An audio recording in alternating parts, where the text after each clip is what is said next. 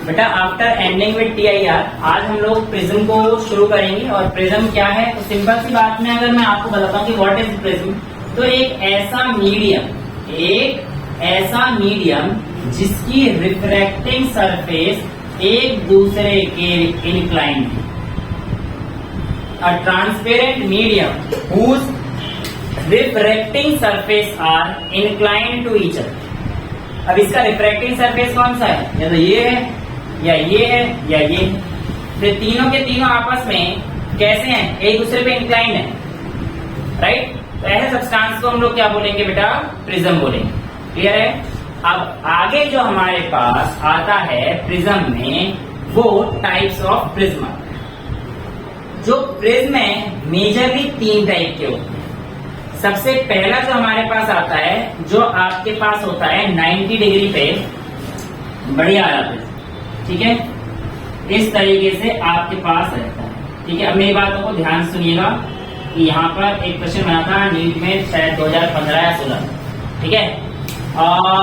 Prism में अगर आप लोग ध्यान से देखेंगे, ये हमारे पास कौन सा प्रिज्म है, 90, 45, 45। ये 90 डिग्री पे है, ये 45 पे है और ये 40। बेटा जनरली हमारे पास जो प्रिज्म होंगे 45, 90, 45 के कॉम्बिनेशन में रहेंगे, ठीक है।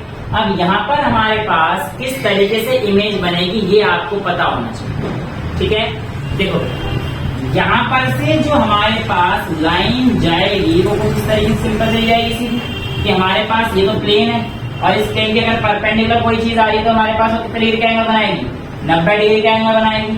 अब इस सरफेस पे अगर मैं नॉर्मल डालूंगा तो वो नॉर्मल तो हमारे पास ऐसे जाएगी, राइट। अब देखो ध्यान से, यहाँ पर प्रिज्म में आप लोगों को एक कॉन्सेप्ट मैं समझाता। बेटा प्रिज्म का जो मटेरियल है वो बेसिकली ग्लास का बना होता है, और ग्लास का मैंने आप लोगों को बताया था क्रिटिकल एंगल कितना होता है, लगभग 42.4 समथिंग बताया था, राइट। ये चीज मैंने आप लोगों को बताई थी। अब लाइट की रे तो यार यहाँ पर तो बिल्कुल स्ट्रेट आ रही है। लाइट की रे अगर मैं इस सरफेस की बात करूंगा तो इस सरफेस पर तो लाइट की रे बिल्कुल स्ट्रेट आई है, और यहाँ पर जो लाइट की रे आई है बेटा, ये कितने डिग्री पर आ रही है, इस सरफेस से बिल्कुल परपेंडिकुलर है 90 डिग्री पर। फिर यहीं पर बिल्कुल ऐसे मुड़ जाएगी। तो यानी इसके केस में हमारे पास जो प्रिज्म है वो लाइट तो बिल्कुल ऐसे कुछ, लेकिन 90 डिग्री पे तो कोई इधर उधर जाएगी नहीं। यानी कि इस तरीके से अगर मैं प्रिज्म रखूंगा तो क्या मेरे पास कोई इमेज की फॉर्मेशन होगी, आंसर है नो। तो 45, 90, 45 को किस तरीके से रखा जाए कि हमारी इमेज फॉर्मेशन हो जाए। एक काम करते हैं, मैं इसको उल्टा करके देख देता हूँ, इसको उल्टा करके रख देता हूँ, और या इसको ऐसे लाइट के यहाँ से यहाँ पर पास कर, यानी कि अब क्या मेरे इस सरफेस से लाइट जाएगी, ये पहले ऐसे आ रही, अब मैं ऐसे लाइट के पास करता हूँ, ठीक है, इसी ट्रायंगल। अब देखिए ध्यान से, ये गई लाइट की रे। अब देखो बेटा 90 डिग्री पे इस सरफेस पे पड़ी, पहली बात तो यहाँ पे थोड़ी सी गलती भी हो गई, यहाँ पे 90 डिग्री पे थोड़ी पड़ी है, इस पे 90 डिग्री पड़ी है ना, इस पे तो किसी एंगल पर गई है, तो यहाँ पे मेरे को ये बनाकर कुछ चेंज करना, ठीक है। तो ये तो गलत, ये जो कॉन्सेप्ट समझाना चाहता बेसिकली मैं समझाना चाहता कि अगर 90 डिग्री पड़ेगी तो कोई चेंज नहीं आएगा, ठीक है। तो मैं आपको पहले ये समझाता हूँ, फिर मैं वो ग्रेजिंग इमरजेंसी केस है वो भी समझाता हूँ, ठीक है। यहाँ पर मैंने इसकी लाइट अगर ऐसे मारी है तो यहाँ पर तो 90 डिग्री तो कोई डेविएशन होगा नहीं, तो बिल्कुल सीधी चली जाएगी 90 डिग्री पे लाइट। अब यहाँ पर जो लाइट पड़ेगी इस पे अगर मैं नॉर्मल बनाऊंगा बेटा तो ये कहानी बनेगी, राइट, इस बात में कोई दो राय नहीं है। अब जब मैंने नॉर्मल बनाया तो मेरे पास ये जो एंगल बनेगा ये वाला 90 का बनेगा, और ये वाला जो हमारे पास बनेगा, ये वाला एंगल बताओ कितने का बनेगा, 45 का बनेगा बेटा, सिंपल सी बात। ये वाला ही 45 का बनेगा, तभी तो हमारे पास 90 डिग्री का एंगल बन पाएगा। हाँ 45 डिग्री पे जब लाइट आई तब क्या कहानी हुई, इस चीज को ध्यान समझिए। 45 डिग्री पर लाइट आने की वजह से देखो आपको लग रहा हो कि ये मीडियम रेयर से डेंसर टू रेयर जाएगी, बाहर कुछ नॉर्मल डालूंगा तो it will bend away from the normal, कुछ इस तरीके से हो जानी चाहिए, लेकिन ये कहानी ऐसे नहीं। सुनो, ग्लास पे जो हमारे पास लाइट पड़ रही है वो कितने एंगल पे इंसिडेंट हो रही है, कितने भाई, ये 45 तो नीचे का भी तो 45 ही आएगा, पूरा तो 90 है, 45 डिग्री का हो गया, तो नॉर्मल से ये वाला एंगल कितना हो गया, 45। ग्लास का रिफ्रैक्टिव इंडेक्स 1.5 होता है और ग्लास का क्रिटिकल एंगल कितना होता है बेटा 42.5 डिग्री। अब ये 42.5 डिग्री से हमारे पास कुछ ज्यादा है और अगर हमारे पास कोई भी चीज उसके क्रिटिकल एंगल से ज्यादा एंगल पे लाइट जाएगी तो हमारे पास क्या हो जाएगा टोटल इंटरनल रिफ्लेक्शन, यानी कि लाइट अब बाहर नहीं जाएगी। इसलिए ऐसे प्रिज्म में से लाइट ऐसे आ जाएगी, क्योंकि फिर इस सरफेस से परपेंडिकुलर आ जाएगी तो ये भी हमारे पास बिल्कुल नीचे ऐसे आ जाएगी।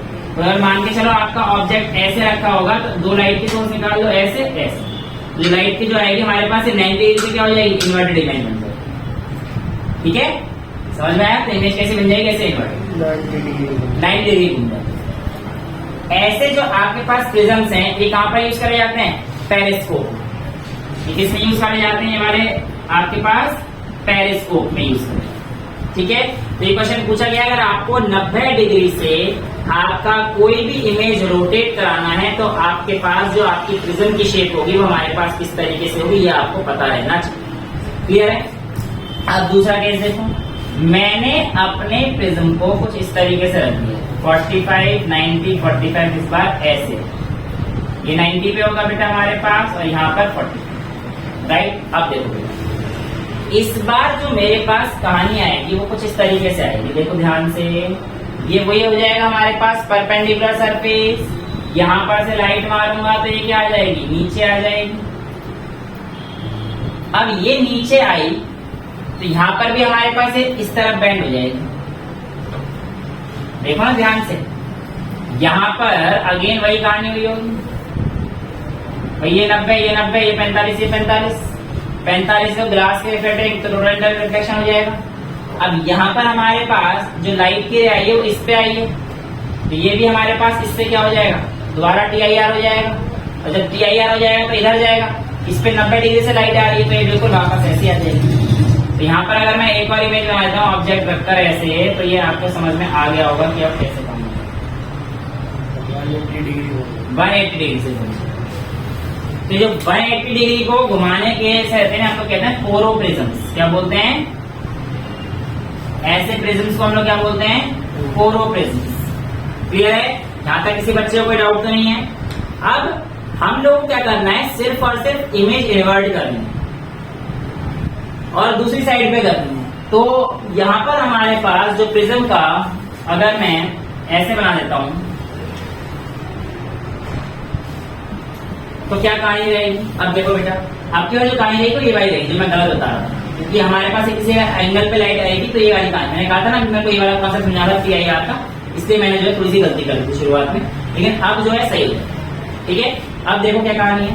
अब मेरे पास लाइट की रे कुछ इस तरीके से जाएगी, लाइट की रे जब यहाँ पर पड़ेगी तो इस सरफेस पर मैं नॉर्मल डाल देता हूँ, ये रेयर मीडियम से डेंसर मीडियम में जा रही है तो it will bend towards the normal. अब फिर ये हमारे पास यहाँ पर जाएगी तो it will bend away from the normal. ये कहीं तो नॉर्मली होती है हमारे पास, लेकिन जो मिरर है हमारे पास, अच्छा लाइट हमारे पास पीछे से आई है, ठीक, ये कहानी हमारे पास इस तरीके से होती है। ठीक है, अब अगर मैं इसको थोड़ा सा इस तरीके से एंगल मारता हूं कि मेरे पास ये लाइट यहाँ पर पड़े, समझो ध्यान से कि अगर मैं आप लोगों के पास ऐसे मारा कि ये लाइट है it will bend towards the normal होके यहाँ पर पहुंचती है। समझ में आ रहा है कहानी? नॉर्मल डाली सब तो यहाँ पे आ गई। अब ये जो हमारे पास है ये कहाँ पर जाएगा? फिर हमारे पास ऐसे जाएगा, फिर ये कहाँ जाएगा? ऐसे जाएगा। समझ में आया? सिंपल सी कहानी है, इसमें भी नॉर्मल जाएगी तो it will bend away from the normal. Away from the normal जाएगा। भाई ये देखो यहाँ पे ये नॉर्मल, ये वाली डॉटेड लाइन है, ये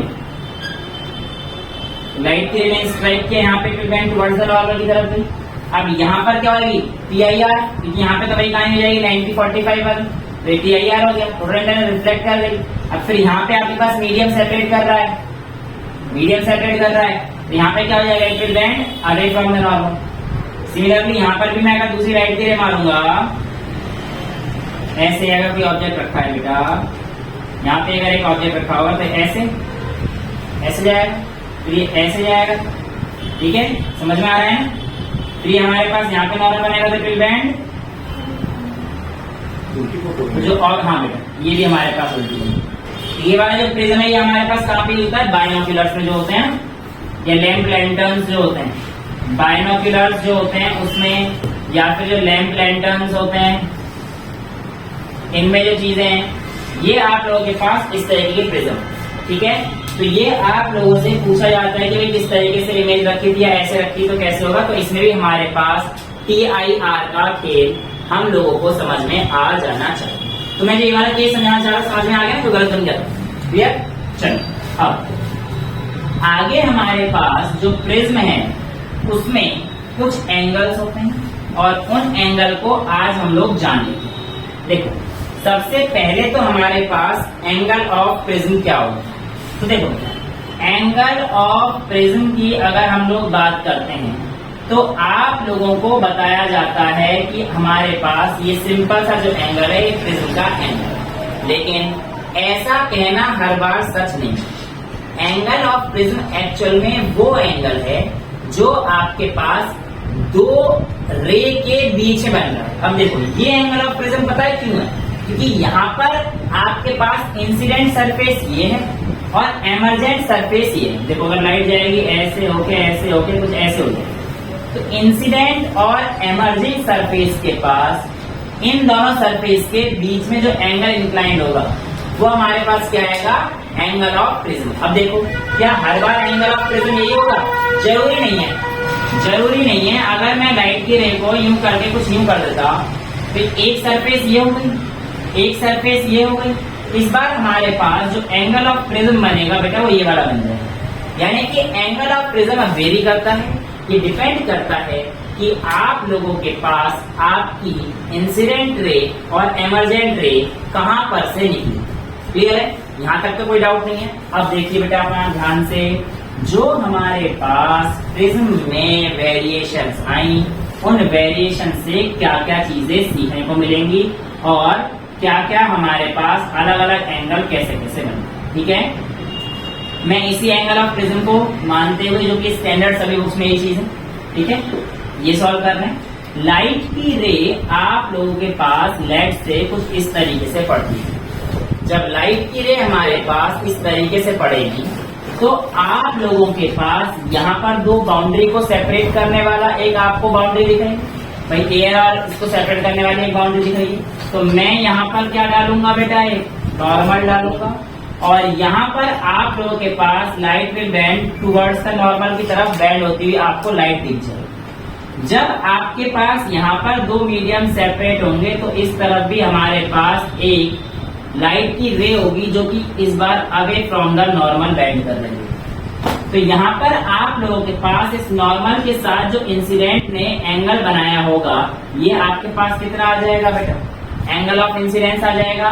और नॉर्मल के साथ ये वाला जो आपका एंगल बन रहा होगा ये आपके पास क्या आ जाएगा, एंगल ऑफ रिफ्रैक्शन। यहाँ तक किसी बच्चे को कोई डाउट है, आगे चल सकते हैं। अब देखिए, इंसिडेंट रे जा तो रही थी ऐसे पर निकली ऐसे, इंसिडेंट रे जा तो रही थी ऐसे पर निकली कैसे, ऐसे। तो इंसिडेंट रे को जब आप लोग आगे एक्सटेंड करेंगे ऐसे, और इस एमरजेंट, इसको आर में ई लिख दीजिएगा प्लीज, एमरजेंट एंगल। तो यहाँ पर हमारे पास ये जो आपके पास शिफ्ट आया लाइट का, इस एंगल को हम लोगों ने क्या बोल दिया, डेल्टा, जो कि हमारे पास क्या होता है, एंगल ऑफ डेविएशन। ये जो एंगल ऑफ डेविएशन है बेटा, ये किन किन फैक्टर पे डिपेंड करता है ये आपको पता होना चाहिए। पहला, किसी भी प्रिज्म का रिफ्रैक्टिव इंडेक्स कितना है, यानी कि डेल्टा किस किस फैक्टर पे डिपेंड करेगा, तो आप याद रख लीजिएगा बेटा। सबसे पहला है रिफ्रैक्टिव इंडेक्स ऑफ मटेरियल, ठीक है बेटा। दूसरा, डेल्टा डिपेंड्स ऑन, फर्स्ट ये आ गया।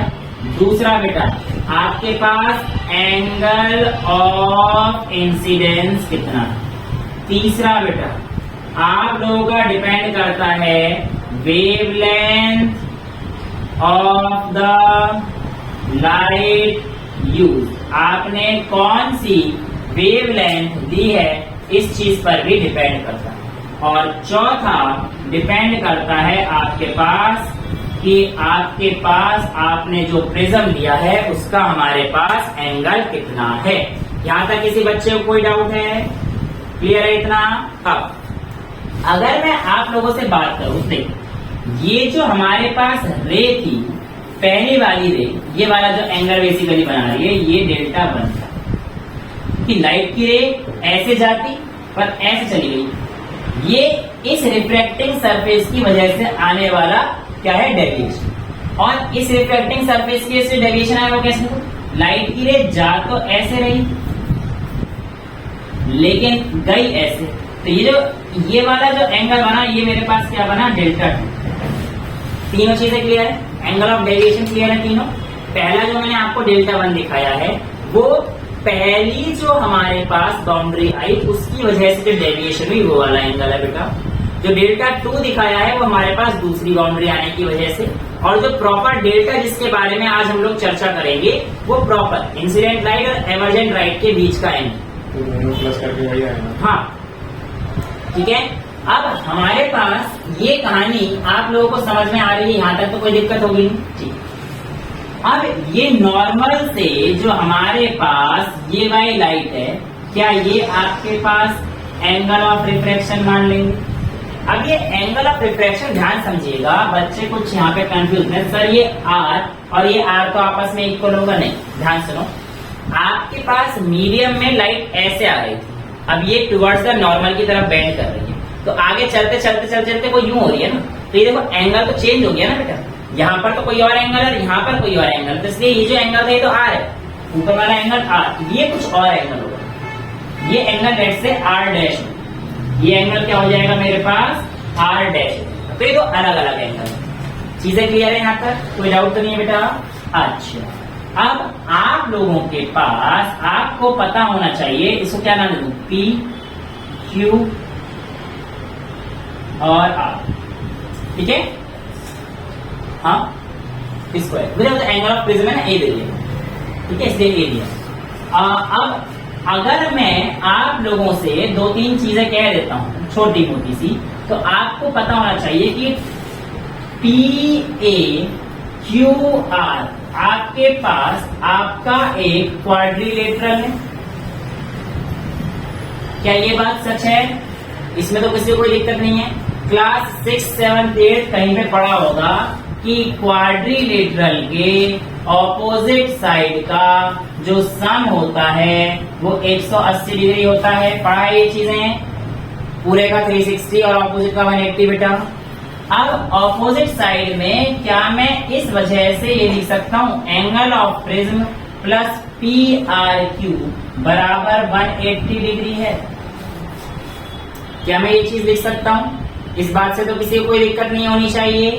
अगर ये एंगल ए और पी आर क्यू को इस्तेमाल करके 180 डिग्री लिखा जाता है, तो इस बात से आप लोग कितना सहमत होंगे अगर मैं in triangle P R Q में R plus R dash plus angle P R Q को 180 डिग्री लिख देता हूं by angle sum property of triangles.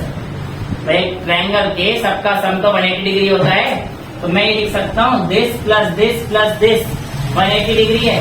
तो ठीक है, अगर मैं इन दोनों इक्वेशन को कंपेयर करता हूं फर्स्ट और सेकेंड, तो a plus P R Q 180, R plus R dash plus P R Q 180, तो क्या इन दोनों को कंपेयर करने पर आप लोगों को एंगल a की value R plus R dash के इक्वल दिख रही है? यहाँ तक किसी बच्चे को कोई डाउट है? तो यहाँ पर आप लोगों से पूछा जाता है कि आप लोगों के पास ये आर प्लस आर डैश जो वैल्यू है वो हमारे पास कितनी आती है, तो आपको ये भी पता रहना चाहिए। ठीक है, अब आप लोग एक केस देखेंगे, उसमें हमारे पास क्या होगा, जो हमारा आर प्लस आर डैश होगा, मतलब आर और आर डैश को इक्वल आएगा। वो कौन सा होता है? कंडीशन फॉर मिनिमम डेविएशन, तो जो कि हमारे पास आगे है। अभी तो हमारे पास इसका ही है सिंपल सा, किसका? Angle of deviation. ठीक है, ग्रेजिंग एमरजेंस आप लोगों को नहीं कराया जाएगा, मैक्सिमा और मिनिमा तो कराएंगे ऑफकोर्स। और मेरे को नहीं लगता कि आप लोगों को मैक्सिमम डेविएशन का भी एक चीज दे रखी है। वैसे आपके सिलेबस में मैक्सिमम डेविएशन है नहीं बोर्ड्स में, लेकिन अभी हम लोग देख लेंगे। ठीक है, और अभी के लिए फिलहाल तो मैं पहले डेविएशन देख लेता हूँ। एंगल ऑफ डेविएशन कितना आएगा, अब देखो एंगल ऑफ डेविएशन के लिए मैं कौन कौन से ट्रायंगल लिख सकता हूँ बेटा बताओ। डेल्टा 1 तो ये हो गया, और ये कौन सा आएगा, डेल्टा 2 लिख दो इसको अंदर से, नहीं डेल्टा 2 तो ये लिख दिया। एंगल ऑफ डेविएशन हमारे पास किसके इक्वल आ जाएगा बताओ,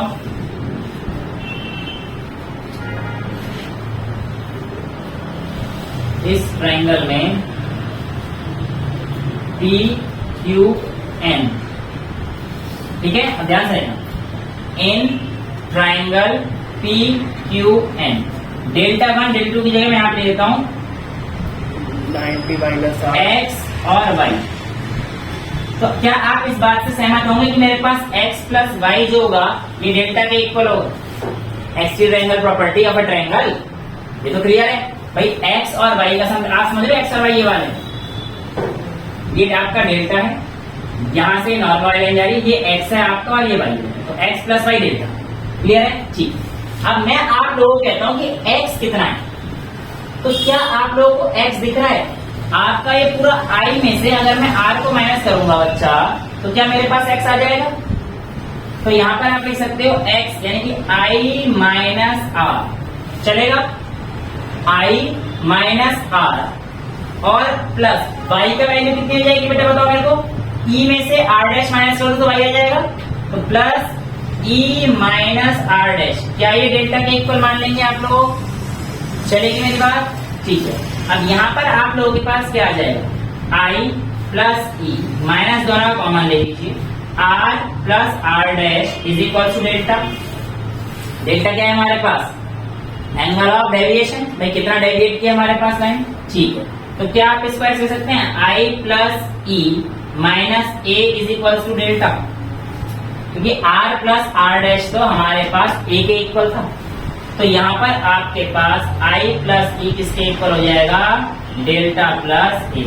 ये जो दो फॉर्मूले, एक तो ये वाला कि एंगल ऑफ प्रिज्म जो हमारे पास आता है वो किसके इक्वल आता है, r प्लस r डैश के, और दूसरा एंगल ऑफ डेविएशन हमारे पास आता है incident plus emergent minus angle of prism.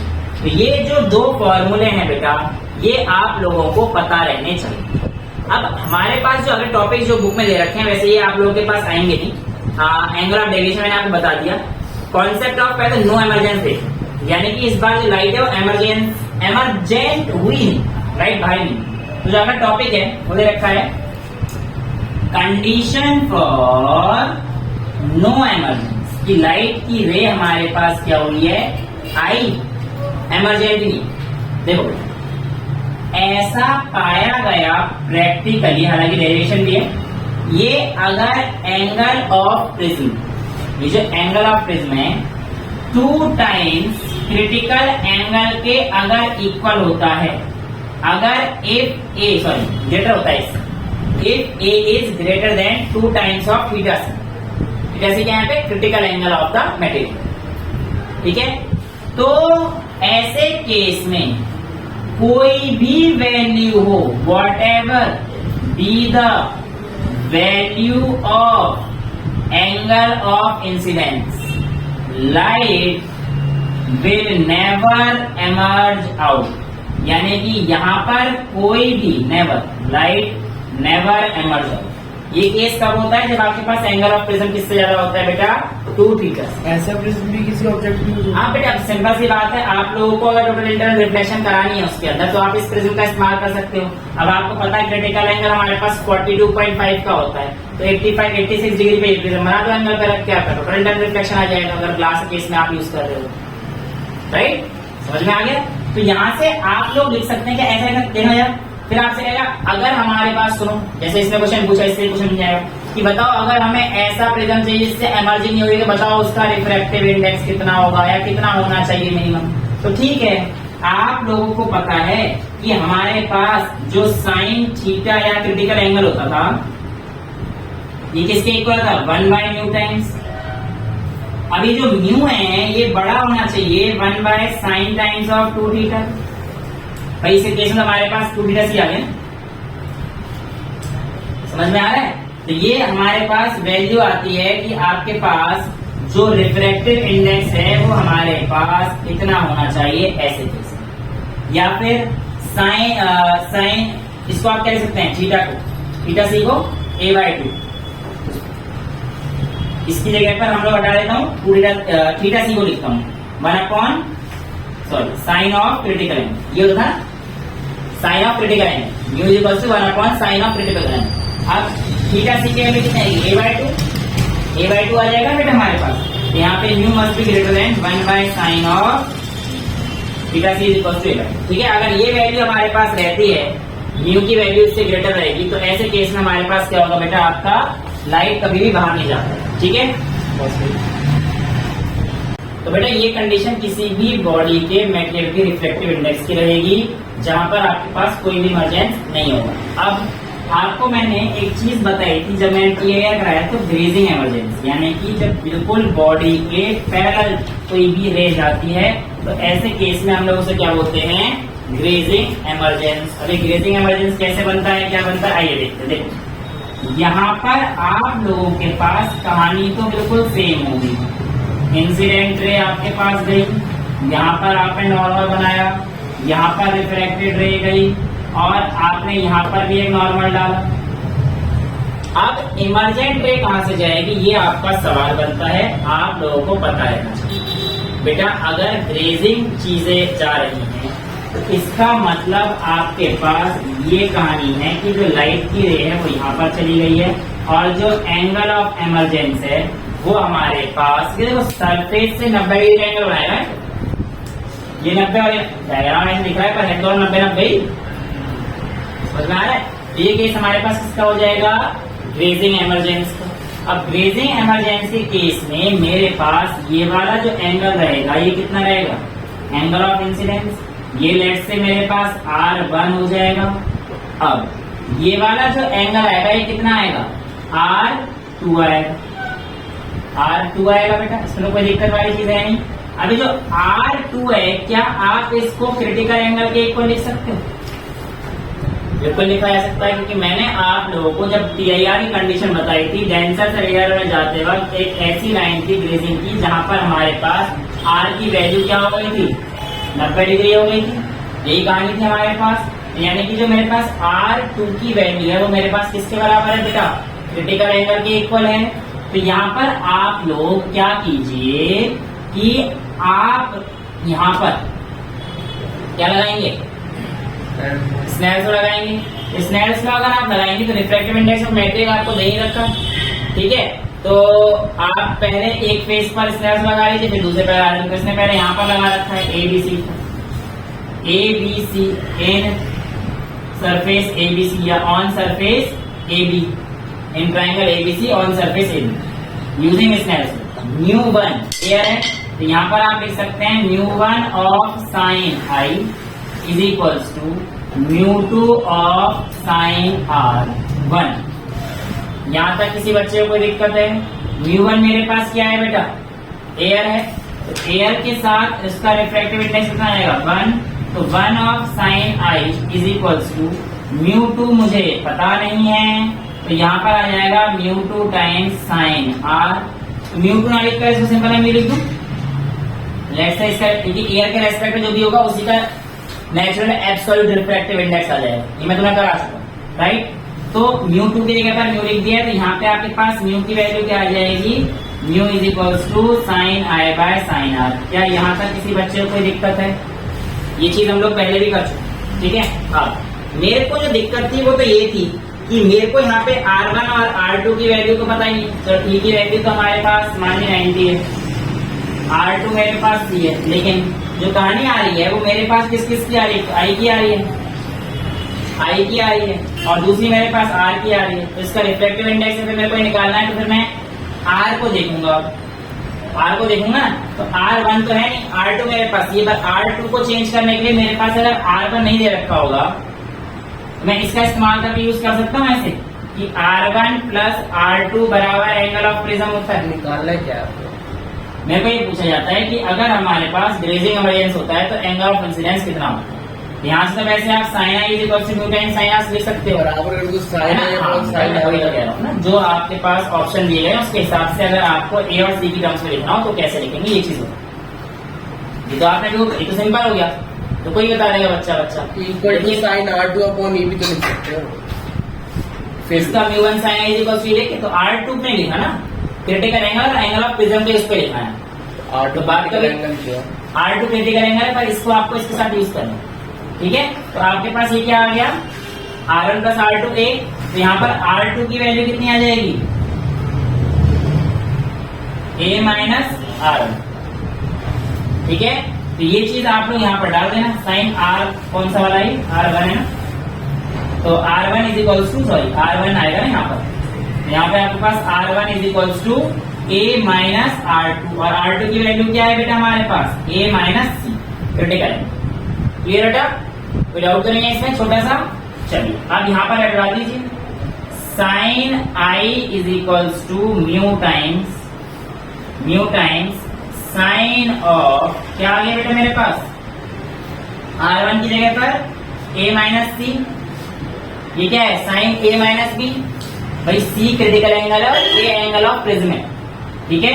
तो यहां से हमारे पास आ जाएगा sine I is equal to mu times sine A cos C minus cos A sine C, sine A cos C minus cos A sine B। तो यहाँ पे angle of incidence equals to mu sine inverse sine A cos C minus cos A sine C। इसके आगे derivation करिए but वो जरूरत नहीं, ठीक है। तो कॉस को लिखा है 1 माइनस साइन स्क्वायर C और फिर वो पूरी डेरिवेशन नॉर्मल है, वो आप लोगों को समझ में आ जाएगी। लेकिन अगर साइन रिफ्रैक्टिव इंडेक्स जो आपको दिया गया है इसका अगर म्यू और उसके साथ आई पूछता है in terms of angle of prism और क्रिटिकल एंगल, तो ग्रेजिंग एमरजेंस की जो कंडीशन होगी उसके लिए आई अगर पूछेगा तो आपके पास ये आंसर आ जाएगा। क्लियर है, कोई दिक्कत तो नहीं है। अब जो अगला केस आता है वो आता है कंडीशन फॉर मैक्सिमम डेविएशन। किसका केस आता है बेटा, कंडीशन फॉर मैक्सिमम डेविएशन। अब किसी भी चीज की जो मैक्सिमम डेविएशन है वो हमारे पास क्या रहेगी, कैसे रहेगी, इस चीज को देखते रहेंगे। मैक्सिमम डेविएशन के लिए आप मुझे बताइए कि किस तरीके से डेविएशन मैक्सिमम हो सकती है। ध्यान सुनिएगा इस चीज को। अगर मेरे पास यहाँ पर नॉर्मल था, ये एंगल ऑफ इंसिडेंस, ठीक है। अब ये एंगल ऑफ इंसिडेंस, ये रिफ्लेक्शन, तो ये डेविएशन ऐसे होगा, राइट। आप समझ पा रहे हो। अगर मैं इस एंगल को थोड़ा सा यूं बढ़ा दूंगा, यानी कि इधर कर दूंगा, तो डेविएशन थोड़ा सा और ऊपर चला जाएगा, डेविएशन बढ़ जाएगा। फिर और नीचे करूंगा तो डेविएशन बढ़ जाएगा, और नीचे करूंगा डेविएशन। पर एक चीज तो फिक्स है, क्या, कि आई की वैल्यू जो मैक्सिमा हो सकती है वो कितनी हो सकती है, इस नॉर्मल से बेटा मैक्सिमम टू मैक्सिमम यहाँ पे लाइट डाल सकते हो, 90 डिग्री पे डाल सकते हो बस, और तो कोई लाइट नहीं डाल सकते हैं। तो मैक्सिमम डेविएशन के लिए आई की वैल्यू कितनी हो जाएगी बेटा, 90 डिग्री हो जाएगी। तो आपसे पूछा जाता है कि अगर आप लोगों के पास मैक्सिमम डेविएशन करानी है तो आप लोगों की वैल्यू आई की कितनी आती है, तो आंसर कितना आ जाएगा, 90। क्लियर है। तो अगर आप लोगों से पूछे फॉर्मूला क्या है हमारे पास, I plus E is equal to delta plus A आया था ना, प्लस बेटा I plus E minus A is equal to delta आता है ना, ठीक है। तो यहाँ पर आप लोगों के पास आई की वैल्यू कितनी है, 90 plus emergence minus A is equal to lambda max. बेटा मैक्स के केस में हमारे पास ये वाली वैल्यू बनती है 90 प्लस ई माइनस। क्लियर है, यहां तक तो कोई दिक्कत नहीं है। अब ये वाली जो वैल्यू है आपके पास सबसे इंपॉर्टेंट रहेगी, जो आप लोगों की रहती है मिनिमम डेविएशन। इसकी रहती है बेटा मिनिमम डेविएशन। अब जो मिनिमम डेविएशन की कहानी है उस चीज को थोड़ा सा दिमाग लगा के हमें समझना भी पड़ेगा और देखना भी पड़ेगा। तो अगली जो हेडिंग है वो डाल दीजिए कंडीशन फॉर मिनिमम डेविएशन। क्या वैल्यू डालनी है, कंडीशन फॉर मिनिमम डेविएशन। अब देखो मिनिमम डेविएशन के लिए हमारे पास क्या क्या कंडीशन सेटिस्फाई होनी चाहिए, ये आप लोगों को पता होनी चाहिए। दो कंडीशन है, क्या कि आप लोगों के पास जो भी आपका मिनिमम डेविएशन होगा उसके केस में angle of incidence angle of emergence के इक्वल क्या रहेगा, angle of incidence angle of emergence के इक्वल है। तो आप यहाँ पर ध्यान सुनना बेटा, अगर आप लोगों के पास ये एंगल ऑफ इंसिडेंस है और ये अगर एंगल ऑफ इमरजेंस के इक्वल अगर आपको बताया गया है, तो ये कहानी केवल तभी पॉसिबल है जब आपके पास ये वाली दोनों लाइन है, ये हमारे पास क्या आ रही हो, पैरेलल। अदरवाइज तो कोई सिचुएशन पॉसिबल है ही नहीं जिसमें हमारे पास ये दोनों एंगल इक्वल है। अगर मेरे पास आई ई के इक्वल है तो बेटा इसकी कहानी सिर्फ एक है कि आपके पास ये दोनों लाइन भी पैरेलल। और अगर ये दोनों लाइन पैरेलल है तो बेटा एक बात और मान के चलो, ये जो आर डैश था ना, ये भी इक्वल आएगा। सिंपल सी बात है भाई, इसमें से अगर ये माइनस करोगे ये इक्वल है तो इसमें से माइनस करोगे सेम ही आएगा ना वैल्यू आर और आर डैश। तो यहाँ पर आप लोगों के पास ए आ है, तो आप लोगों ने अभी डिराइव कर रखा है आर प्लस आर डैश, अभी इक्वल हो गए हमारे पास। तो आप लिख सकते हो R plus R is equal to, ये ए के इक्वल भी होता था, अभी तो हमारे पास इक्वल है इसलिए हमने इन दोनों की वैल्यू को आर माना। ठीक है, तो आपके पास 2r इज इक्वल टू ए आ गया, या फिर r इज इक्वल टू आपके पास क्या आ गया, सिंपल सी भाषा में a/2। क्या आ गया, a/2। यहाँ तो कोई दिक्कत नहीं है। अब आप लोगों को इस वाली सरफेस पर दोबारा से क्या लगाना है, on surface AB Snell's law लगा लीजिए। स्नेल्स लॉ लगाते ही आप लोगों के पास आएगा μ1 sin I is equals to mu of sine R, mu of sine R. μ1 तो एयर है, तो आपके पास आ जाएगा sine I upon sine R is equals to mu. यहां तक किसी बच्चे को कोई डाउट, कोई दिक्कत नहीं है। अब देखो बेटा, अगर मैं यहाँ पर बात करता हूँ कि मेरे पास I और E बराबर है, तो मेरे पास जो डेल्टा की वैल्यू आई थी, मेरी यहाँ सुना, I plus E is equals to A plus delta था। लेकिन अब मैं डेल्टा का मिनिमम वैल्यू लेता हूँ, तो मेरे पास ये आ जाएगा I plus I is equals to A plus delta, क्योंकि एट मिनिमम डेविएशन आप लोगों की कंडीशन क्या होती है कि आपका I किसके इक्वल आएगा बेटा, E के इक्वल आएगा। और जब I और E इक्वल हो जाएंगे तो क्या आप इसे 2I is equal to A plus delta minimum लिख सकते हैं, लिखा जा सकता है। तो I कितना हो जाएगा, A plus delta minimum by 2। चलेगा, कोई दिक्कत तो नहीं है बेटा इसमें, ठीक है। अब यहाँ पर मुझे म्यू निकालना था, साइन I और साइन R आपको पता होना चाहिए, क्योंकि R की वैल्यू A/2 है, I की value A plus delta minimum by 2 है। समझ में आ रहा है। तो यहाँ से हमारे पास म्यू वैल्यू क्या आ जाएगी, साइन I की वैल्यू कितनी है, A plus lambda sorry delta minimum by 2 upon कितना आ जाएगा, साइन R कितना था, साइन ऑफ A/2। तो ये वैल्यू आप लोगों के पास किसी भी बॉडी के रिफ्रैक्टिव इंडेक्स की होती है, जब उसके केस में क्या होता है, मिनिमम डेविएशन पाया जाता है। अब आपको एक चीज और जो ध्यान में रखनी है वो आता है ग्राफ, इसका variation of lambda with angle of incidence. Lambda कह रहा हूं डेल्टा, यानी कि आपके पास angle of deviation, variation of angle of deviation with angle of incidence, इसका जो ग्राफ बनता है वो कैसे बनता है, इस चीज को समझते बेटा। देखिए, डेल्टा और आई का जो एक कैरेक्टरिस्टिक कर्व है वो कई किताबों में तो ऐसे दिखा देते हैं, यू शेप, बट ये यू शेप प्रॉपर तो नहीं आता, ठीक है। आप लोगों का जो ग्राफ बनेगा वो कुछ इस तरीके से बनेगा, आप लोगों का जो ग्राफ बनेगा वो कुछ इस तरीके से, ठीक है। और ये इस तरीके से बन रहा है कि ये वाली जो आपके पास वैल्यू है, ध्यान से देखिए, ये वाली जो वैल्यू है एक्चुअल में ये आपके पास मैक्सिमा की वैल्यू है। ये किसकी वैल्यू है, एंगल ऑफ डेविएशन मैक्सिमम। मैंने आपको मैक्सिमा केस कराया, ग्रेजिंग में करा दिया, मिनिमम करा दिया, तीनों केस आपको समझाना, ठीक है। अब आप कोई सा भी पॉइंट उठा लीजिए, आपको हर पॉइंट पर एंगल ऑफ डेविएशन की दो वैल्यू मिल जाएंगी, यहाँ उठा लो, यहाँ उठा लो, देखो ये दो वैल्यू सेम है, यहाँ उठा लो ये दो वैल्यू सेम है, कहीं पे भी उठाओगे मैक्सिमा के केस है इवन दो वैल्यू। लेकिन जहां पर आप लोगों के पास ये वाला पॉइंट आता है बेटा, ये हो गया आपका लैम्डा मैक्स, और ये वाला पॉइंट बिल्कुल स्लोप के जस्ट नीचे है, ये वाला केस क्या आता है डेल्टा। तो ये मिनिमा है, ये सिर्फ एक बार पाया जाता है।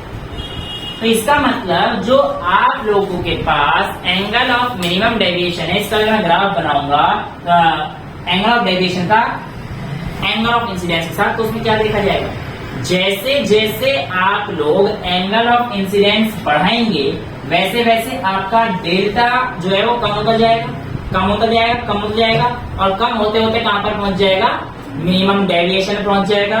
और मिनिमम डेविएशन पहुंचने के बाद से वो वैल्यू स्लाइडली क्या करना शुरू कर देगी, इंक्रीज करना शुरू कर देगी। और वो कौन सी वैल्यू जो सिर्फ एक बार रिपीट होगी, वो आपके पास क्या है, डेविएशन मिनिमम। लेकिन मैक्सिमम डेविएशन आपके पास दो बार पाया जा सकता है, लेकिन मिनिमम डेविएशन क्या पाया जाएगा आपके पास सिर्फ और सिर्फ एक बार ही आपको देखने को मिलेगा। क्लियर है? यहां तक तो किसी में कोई डाउट नहीं है, ठीक है। अच्छा, एक क्वेश्चन था छोटा सा, उसमें कोई इतना बड़ा क्वेश्चन था नहीं, नीट में आ रखा हुआ क्वेश्चन है, 2016 का मुझे दिखाई दे रहा है ना। और ये जो क्वेश्चन है बेटा सिंपल सा है, आप चाहो तो मैं डिक्टेट कर दूं या फिर लिख दूं, लिखूंगा तो मेरा पूरा तो नहीं है ना, थोड़ी सी वैल्यूज जो काम की है वो लिख देता हूँ, उसमें से आप लोग अपने आप उतार लीजिएगा जो जो आपको उतार, ठीक है। एक मिनट रुक जाओ, क्वेश्चन देख लेते हैं पहले, हाँ गुम हो गया है, ठीक।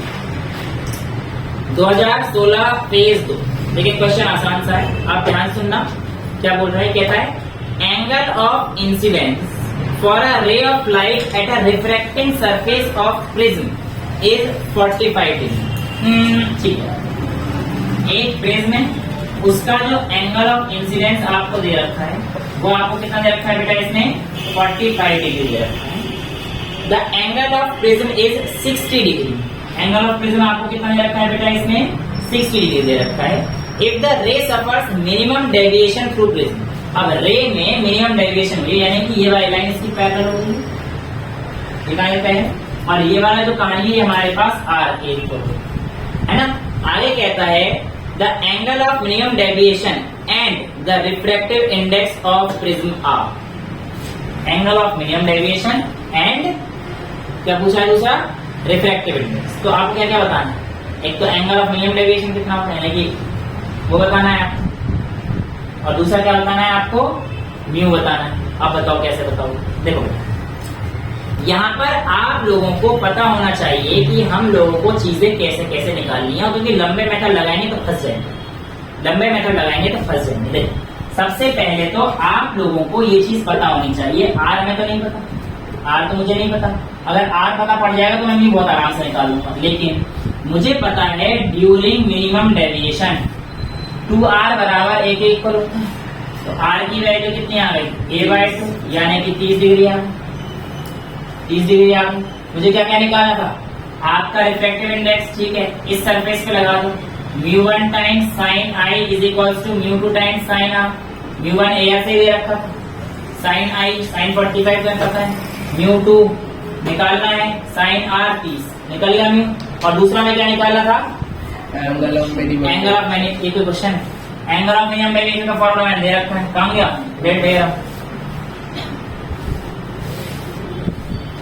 आई और ई बराबर होंगे ना बेटा, मिनिमम डेविएशन केस में आई और ई बराबर होंगे, 45 90, ए कितना दे रखा है 60, तो 90 minus 60 is equal to delta minimum, कितना आ गया 30 डिग्री, ठीक है। तो इस तरीके से आपके पास हो सकता है। अच्छा ये वाला जो आपके पास है आप ऐसे भी कर सकते थे, आप ऐसे भी कर सकते थे, ये सिंपल लगा, जिसको समझ में नहीं आया वो यहाँ पे फॉर्मूला में डाल दो, ये तुम्हें पता है, डेल्टा मिनिमम पता है, बाई 2 डाल देना, फिर साइन ए बाई 2 निकाल के देखो सेम है, सही नहीं आएगा, इसको करके जुड़े जाए, ठीक है।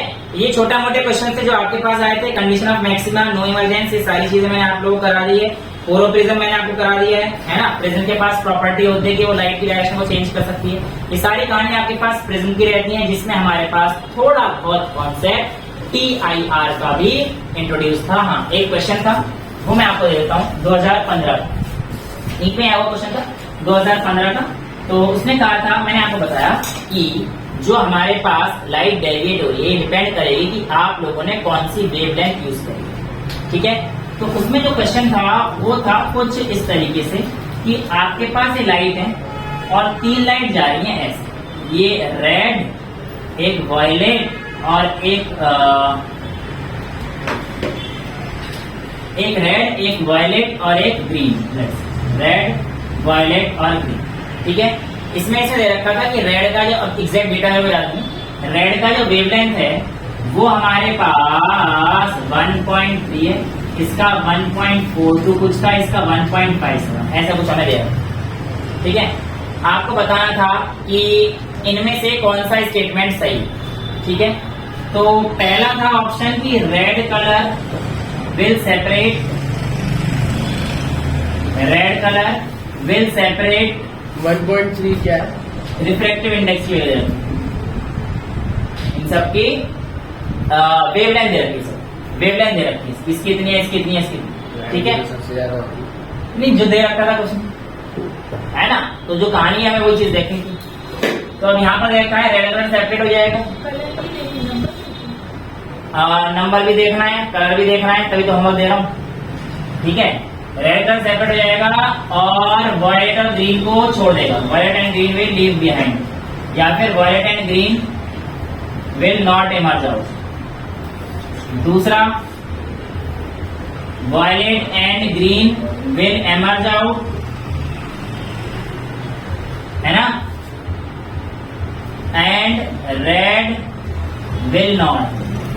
तीसरा था none of the colour emerge out, none of the colour emerge out. और चौथा ऑप्शन था, पता नहीं क्या था, पता नहीं बोल रहा हूँ, गलती होगा पर बना रहा हूँ, ठीक है। तो ये था red and green emerge out and violet do not emerge out, ठीक है। तो एक क्वेश्चन आप लोगों को करना था, वैल्यू मैंने आपको प्रोवाइड कर दी है, ठीक है। इसमें थोड़ा सा दिमाग लगाना है, छोटा सा, उसको सॉल्व करते हुए इस क्वेश्चन को हम लोग कल की क्लास में करेंगे। आज के लिए अभी इतना ही रखते हैं। That's all for today, thank you so much.